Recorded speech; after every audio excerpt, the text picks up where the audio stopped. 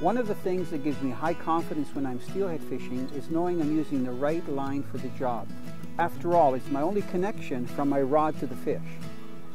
When it comes to drift fishing, I use a high visibility line that I can watch when it's going through the air and on the surface of the water, combined with an invisible fluorocarbon leader for at least 24 inches above my bait. The line that I use has to be monofilament, and it has to have floating properties so that the current doesn't take the line below the surface where it moves it at a faster speed than my presentation. So a key is to keep either the line out of the water or to keep the line floating on the surface and then mending it, putting it upstream so that my presentation is always at current speed.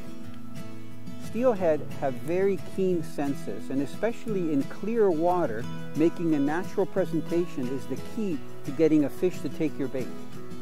The high visibility line gives me the ability to watch my line and where my drift is going when it's going close to obstructions like rocks, trees that are in the water, log jams, and I can actually steer my drift around those obstructions instead of going right into them.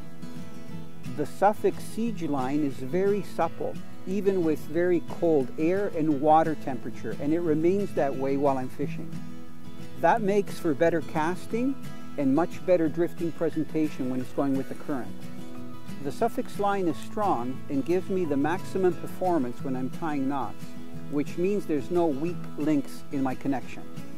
Best of all, when I've hooked a fish and I'm fighting it, I can watch the high visibility Suffolk line, and if the fighting fish wants to go in any obstruction like boulders that are in the water or logs or trees or log jams, I can actually steer the fish and then I can land it safely.